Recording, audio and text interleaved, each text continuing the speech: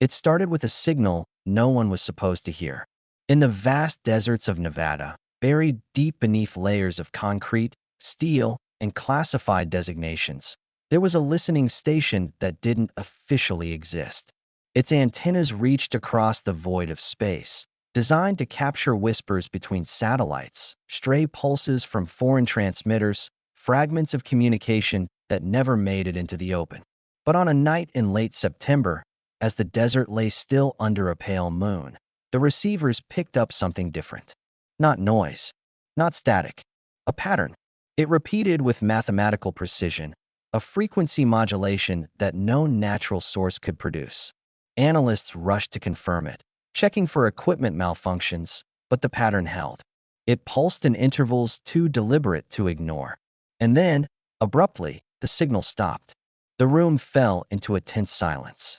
Within the hour, Washington was notified, and orders came down with the speed of lightning. Suppress the data, classify the event, prepare for possible contact. At Nellis Air Force Base, an officer named Michael Carter was pulled from routine duties without explanation. He was told only to assemble a rapid deployment team and wait. Carter was a man forged in conflict, having served in multiple overseas operations, but he had never seen the generals look this way before. They weren't preparing for combat. They were preparing for something they didn't understand. By dawn, reconnaissance drones were in the sky, sweeping vast arcs of desert. At 3:17, one drone captured footage that silenced every analyst in the room. A streak of light, brighter than any meteor, cut across the atmosphere. Unlike natural fireballs, it didn't burn up. It slowed. It changed trajectory. And then it vanished from radar, last seen descending toward a remote canyon 60 miles north of the base. Carter was summoned before he had even finished his coffee. The briefing was brief, clinical, stripped of speculation. Unknown object has entered U.S. airspace. Impact confirmed.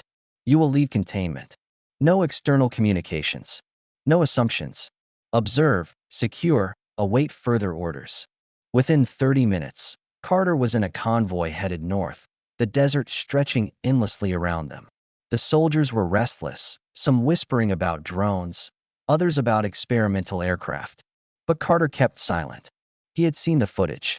That wasn't a drone. That wasn't human. By the time they reached the canyon, the sun was cresting the horizon, painting the sky in blood-orange hues. The air was strangely warm, as if the ground itself had absorbed some unnatural heat. Then they saw it. At first, Carter thought it was a trick of the light. The object lay half buried in rock and sand, a dark shape shimmering faintly, as if wrapped in heat haze. As they approached, the shimmer resolved into patterns, lines, symbols, geometry that pulsed like circuitry. The craft was seamless, no rivets, no seams, no wings. Just a smooth, flowing structure that seemed to bend light around it. Around the crash site, the earth had transformed. Sand fused into sheets of glass. Rock had cracked into perfect fractures. And yet, there was no crater, no sign of an explosion. It was as if the craft had phased through the ground and come to rest without force. The soldiers spread out, securing the perimeter, their radios filled with clipped, nervous reports. No radiation detected. Magnetic interference present. Metal composition unknown. Carter stepped closer, his breath catching in his throat. For all his years in service, for all the battles he had survived, nothing compared to this. He was looking at something not of Earth. And then, impossibly, the craft stirred. What had looked like solid metal rippled like liquid, a surface alive with motion. The soldiers froze, weapons raised, nerves fraying. A seam appeared, widening until it formed an opening. From within, a cool mist spilled out, glowing faintly in the dawn light. Carter's instincts screamed to pull back, but curiosity and duty anchored his feet. Something moved inside. A figure emerged, stepping slowly onto the glass-scorched ground. It was tall, slender, its body a pale shimmer that seemed to shift colors as it moved. Its head was elongated, its eyes vast and unblinking, reflecting the morning sun with a depth that felt endless. The soldiers tensed, weapons trained, fingers tight on triggers. Carter raised his hand instinctively. Whole. His voice was steady, though his heart thundered. The being lifted its own hand, a mirror of his gesture. Not a threat, a greeting. For a heartbeat, the desert was utterly silent. Then Carter felt it. A pressure in his mind, like a thought not his own forcing its way through. Images flooded his vision. Stars, galaxies, civilizations of light. Then darkness. Flames. Shadows falling across worlds.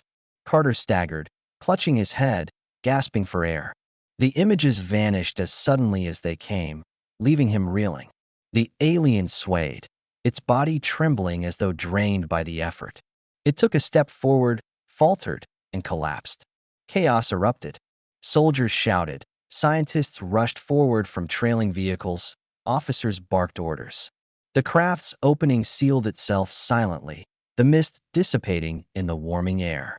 Carter knelt by the fallen being, his hand hovering uncertainly over its body. Its skin felt warm, alive, fragile. Its eyes flickered open for a moment, locking onto his.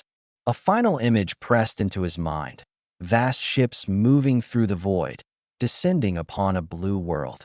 Earth, and a word, not spoken, but burned into the core of his being, harvesters. The alien's gaze dimmed. Its chest rose once, then fell still. Around Carter, the desert buzzed with frantic activity, radios squawking, engines roaring, men shouting. But Carter heard none of it. He knelt in silence, the word echoing in his skull. Harvesters.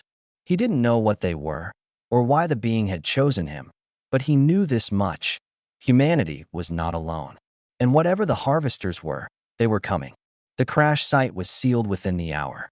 Satellite feeds over the region went dark, rerouted or scrambled under orders that came directly from Washington. Every soldier present signed papers that carried more weight than their own lives. Lifetime secrecy, no questions, no deviation. Carter knew this was standard procedure for sensitive operations, but nothing about this was standard. The being's body was placed inside a reinforced containment chamber, guarded by specialists in biohazard suits. Even in stillness, it radiated an unease that made hardened men avoid eye contact. The craft itself was impossible to move. Teams brought in heavy equipment, but the structure resisted every attempt as if rooted in the earth. Whenever machinery touched it, the metal vibrated, giving off frequencies that disrupted radios and shorted electronics. After 3 failed attempts, the generals ordered the site quarantined, leaving the craft buried where it lay. Instead, all attention shifted to the body.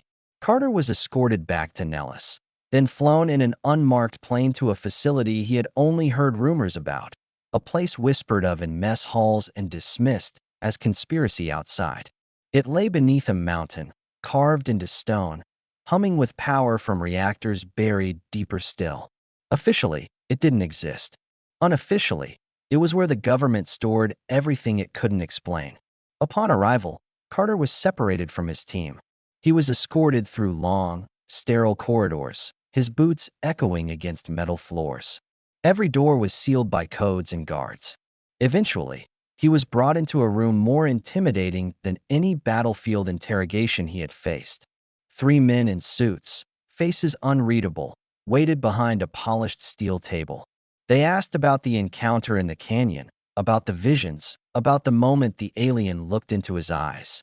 Carter answered honestly, but the moment he spoke of the word, harvesters, the room went silent. The men exchanged glances, then leaned forward. Did it say anything else? One asked, his tone urgent. Carter shook his head. Not words, just images. Ships, fire, a fleet in the sky. The men pressed further, demanding details he couldn't provide. Carter felt frustration rise. He wasn't hiding anything. What he had seen had been beyond comprehension. Flashes of a future that felt both inevitable and incomprehensible. Still, they recorded every word, their pens scratching across paper with mechanical precision. Days passed in a blur of debriefings, examinations, and medical scans. Carter's blood was drawn, his brain scanned, his body tested for radiation and toxins. Doctors whispered about abnormal neurological activity, spikes in regions of the brain linked to memory and perception. Carter felt fine, But at night, when he tried to sleep, the visions returned. He saw worlds burning, oceans boiling, skies torn apart by vessels so large they dwarfed cities. And always, the same faceless shadow looming over it all. The harvesters. The being's last word reverberated inside him like a warning bell he couldn't silence. One night, restless, Carter wandered the facility's dim corridors. His escort trailed him, silent but watchful, until he found himself outside a reinforced observation chamber. Through the glass, he saw it. The alien's body, suspended in a containment field, pale and still. Scientists surrounded it, their voices hushed, their instruments probing. Carter stepped closer, pressing his hand against the glass. And then, its eyes opened. Just for a second. He froze, breath caught in his chest. No one else reacted. The scientists continued their work, oblivious. But Carter knew what he had seen. The being wasn't dead. Or if it was, death didn't mean the same thing to them as it did to humans. That night, his dreams intensified. He wasn't just seeing visions anymore. He was inside them. He felt the cold void of space around him, the vibration of engines that hummed like living creatures, the hunger of the fleet that advanced toward Earth. He woke drenched in sweat, heart pounding. And then he realized he wasn't alone. Standing at the foot of his bed, silent, was a figure. Tall, shimmering. The same alien. Carter blinked, rubbed his eyes, and it was gone. An illusion? A dream bleeding into reality? He didn't know. But he did know this. The connection hadn't ended in the desert. It was growing. The next morning, Carter was summoned again, but this time to a hangar buried beneath the mountain. He wasn't prepared for what he saw. The craft. The same one that had crashed in the canyon. Somehow, impossibly, they had brought it here. Its massive form filled the chamber, suspended by cranes and surrounded by scaffolding. It pulsed faintly, lights running across its surface like veins. The lead scientist, a stern woman with sharp eyes, gestured toward Carter. Watch. When he stepped closer, the craft responded. Its lights brightened, its surface shifting as though recognizing him. The scientists murmured excitedly, instruments recording a surge of energy. It reacts to him, the woman said. It only reacts to him. Carter swallowed hard, a knot forming in his stomach. He didn't want this. He hadn't asked for it. But it was undeniable. Whatever had begun in the desert wasn't over. The alien had chosen him for a reason. And deep down, Carter feared he already knew why. Carter had been in impossible situations before, but nothing compared to the weight pressing on him now. In the days that followed, his presence in the hangar became routine. Whenever he approached the alien craft, its surface shifted, glowing with patterns that none of the scientists could decipher. When he touched it, the response was immediate. Symbols blossomed across the hull like ripples in water, and energy readings spiked beyond known scales. Yet when anyone else tried, the ship remained inert, as cold and unyielding as stone. The lead scientist, Dr. Elena Markov, watched him with a mix of awe and calculation. She was brilliant, the kind of mind that had unlocked technologies decades ahead of their time. But there was something in her eyes that unsettled Carter. It wasn't fear. It was ambition. "You are the key," she told him one evening as they stood near the humming vessel. "It isn't just reacting. It's communicating. Through you. The alien chose you for a reason." Carter wanted to argue, to deny it, but deep down he knew she was right. Every night the visions came, stronger now, pulling him deeper. He saw the harvester's ships, vast and endless, stretching across the void like a swarm of locusts. He felt their hunger, not driven by malice, but by instinct, like predators devouring prey. They stripped planets bare, leaving behind hollow shells drifting in silence. And then the vision shifted. He saw Earth, oceans boiling away, cities collapsing under shadows, humanity screaming into the void, powerless. Each time he woke drenched in sweat, his body trembling as though he had lived it. By the end of the week, Carter's exhaustion showed. The scientists noticed, but instead of pulling him back, they pressed harder. They wanted more data, more contact. Electrodes were strapped to his head, sensors across his skin, all while he touched the alien craft, and let the flood of visions tear through him. One night, when the lights of the base dimmed and silence wrapped the mountain, Carter awoke to a voice. Not spoken, not heard, felt. It resonated in his skull, vibrating through every bone. You see, you understand. Carter sat up in his bunk, his chest heaving. Who are you? He whispered into the dark.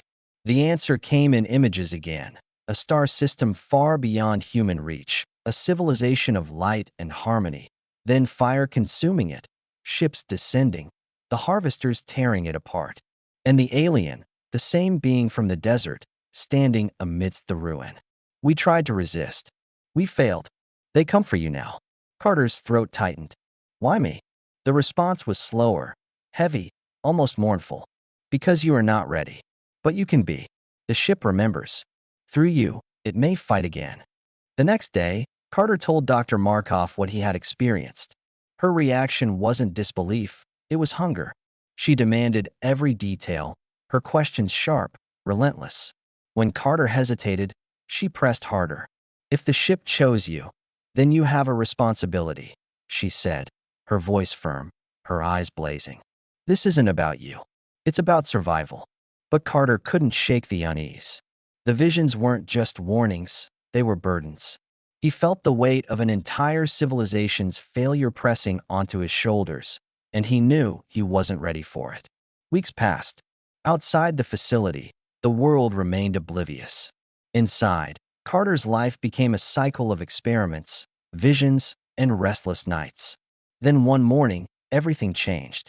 Satellite networks picked up anomalies at the edge of the solar system. Objects moving in formation, defying every law of physics known to humanity. The official reports called them unidentified astronomical phenomena.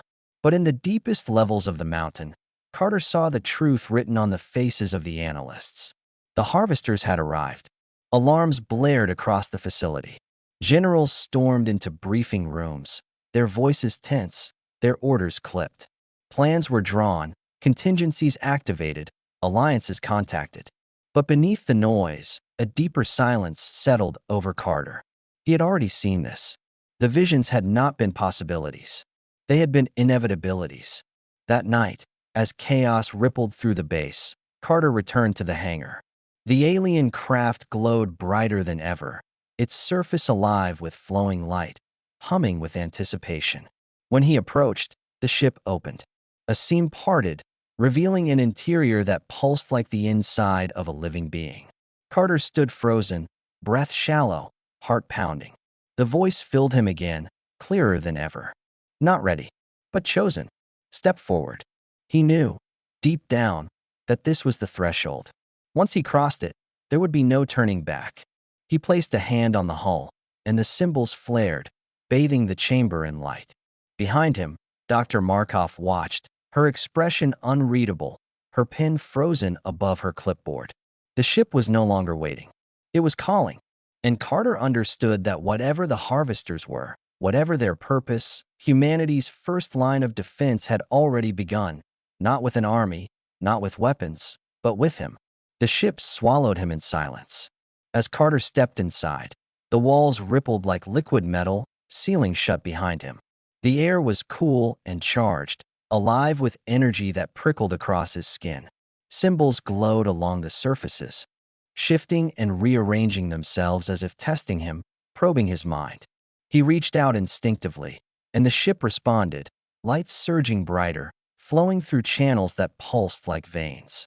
For the first time, he didn't feel like an intruder. He felt like a part of it.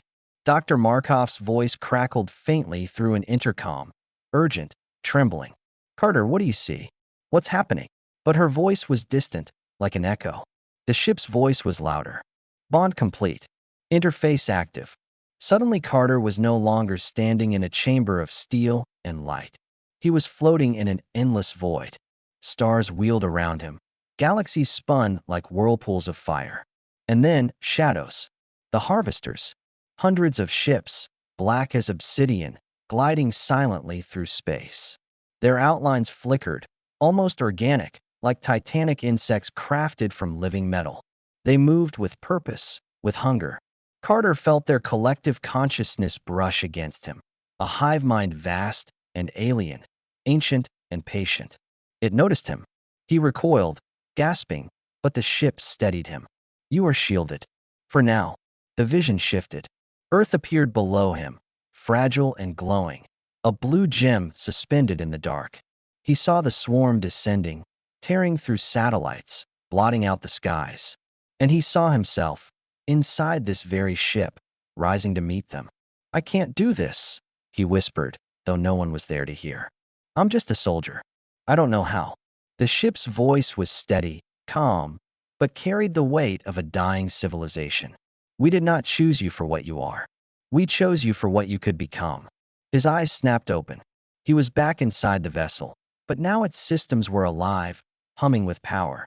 The floor shifted beneath his boots as restraints formed, wrapping around him in a cockpit that had no controls, only light.